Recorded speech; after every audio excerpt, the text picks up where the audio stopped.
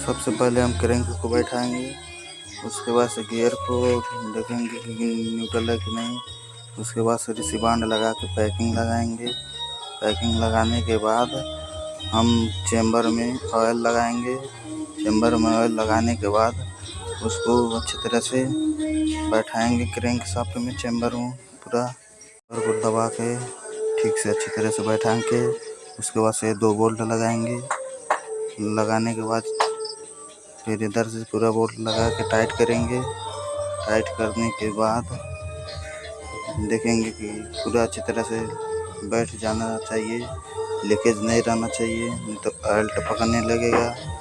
और इसको हम घुमा घुमा के टाइट कर लेंगे। और उसके बाद से हमारा रिंग पिस्टन रिंग को इस तरह से पहले चेक कर लेंगे, ज़्यादा गैप तो नहीं है, बोर सही हुआ है कि नहीं हुआ है। उसके बाद से हम पिस्टन लॉक लगा के पिस्टन लॉक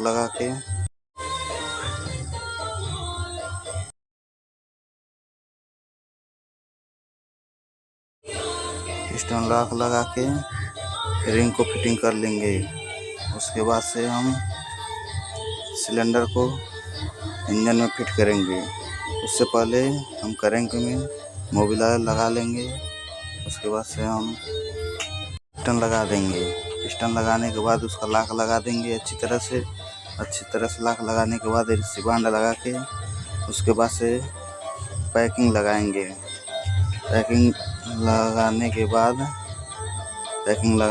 हम सिलेंडर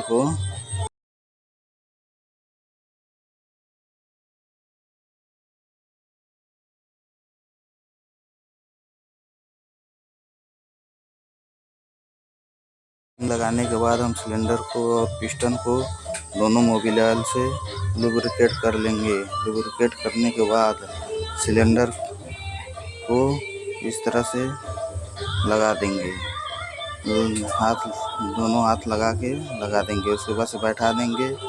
उसके बाद से पिस्टन को टॉप पे कर लेंगे।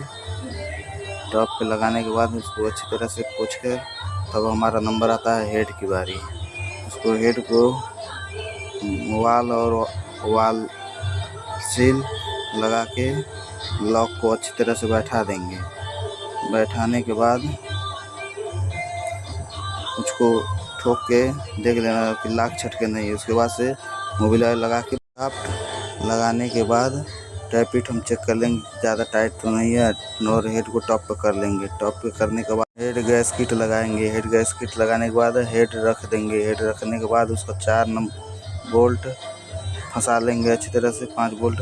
सेल्फ गरारी आता है। सेल्फ गरारी लगाने के बाद उसको पत्ती टाइट कर लेंगे। पत्ती टाइट करने के बाद मैग्नेट पैकिंग लगाएंगे। मैग्नेट लगाने के बाद हम उसको बोल्ट लगा कर टाइट कर देंगे। टाइट करने के बाद अच्छी तरह टाइमिंग चेक करेंगे, टाइमिंग चेन और टाइमिंग सही है कि नहीं। उसके बाद से हम गियर शाफ्ट डालेंगे। गियर शाफ्ट को अच्छी तरह से चेक कर लेंगे, स्प्रिंग सही है कि नहीं। उसके बाद से गियर शाफ्ट लगाने के बाद बढ़िया से बैठा लेंगे। बैठाने के बाद हम किक शाफ्ट लगाएंगे। किक शाफ्ट लगाने के बाद हम क्लच हाउसिंग लगाएंगे। क्लच हाउसिंग लगाने के बाद ऑयल पंप लगाने के बाद क्लच प्लेट को अच्छी तरह से बैठा लेंगे।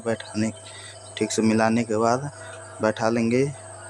देखते हैं 4 स्प्रिंग आता है और 4 स्प्रिंग हम डाल के उसके बाद प्लेट लगाएंगे। प्लेट लगाने के बाद 10 नंबर का 4 बोल्ट आता है।